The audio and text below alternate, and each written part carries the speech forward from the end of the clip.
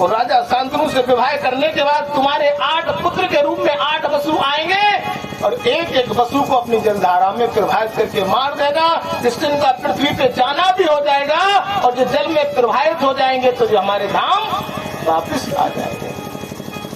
गंगा ने शर्त रख दी, अगर प्रभु आपने एक भी पुत्र को रोक लिया तो हम तुम्हें छोड़ करके चले आएंगे। अब पहले के राजा शर्त रखते थे, राजा ने शर्त स्वीकार की और गंगा से विवाह। धीरे धीरे कर करके इनके एक एक करके 8 पुत्र हुए। 7 पुत्रों को तो गंगा ने अपनी जलधारा में प्रवाहित कर दिया, लेकिन 8वां पुत्र हुआ जिसका नाम था देवव्रत। और जैसे देवव्रत नाम का 8वां पुत्र उत्पन्न हुआ, देवव्रत के मोहित हो गए। राजा शांतनु ने उसको गोद में ले लिया, गंगा से छीन लिया। और इसी गंगा से छीना, गंगा बोली मैं प्रभु चली जाऊंगी।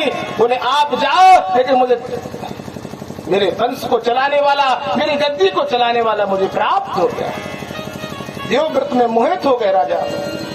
अब जब देवव्रत में मोहित हुए, गंगा छोड़ के चली गई। कुछ दिन के बाद इधर तो देवव्रत युवराज हो गए हैं। 14 वर्ष की अवस्था है देवव्रत की, और इन्होंने आज मत्स्यगंधा को देखा जिसका नाम शकुंतला है, जो केवट निषाद राज की पुत्री थी।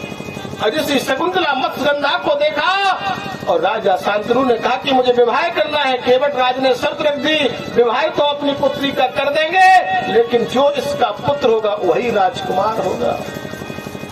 अब जब कहा कि मेरा पुत्र तो पहले युवराज हो गया है, हम इसको पुत्र कैसे राजा बना दे, लौट आए। जिससे आज देवव्रत ने देखा कि मेरा पिता चिंतित है, चेहरा उदास है, तो हाथ में नीर लिया और कहा पिताजी क्या बात है। बोले मेरे मन में जिज्ञासा हुई दूसरे विवाह करने की। बोले मैं सौगंध खाता हूँ पिताजी आपके चरणों की, मैं इस गद्दी का रक्षक बन करके रहूंगा, लेकिन उत्तराधिकारी नहीं बनूंगा। इसलिए उनका नाम हो गया, बोलो भीष्म पितामह महाराज की। देवव्रत का नाम भीष्म पितामह हो गया। उन्होंने पूरे जीवन मरते मरते उस गद्दी की रक्षा की, लेकिन गद्दी के उत्तराधिकारी नहीं बने। आज शकुंतला से विवाह हुआ, 3 पुत्र हुए, विचित्रवीर, विचित्रबाहु और चित्रवीर। तीनों के लिए आज जाकर के 3 रानियां लेकर के आए। और जब 3 रानियों को लेकर के आए, तीनों रानियों के लिए पुत्र नहीं हो रहे हैं, तो वेदव्यासी को बुलाया। और वेदव्यासी को जैसी बुलाया तो पहली रानी आंखों में पट्टी को बांध करके पहुंची।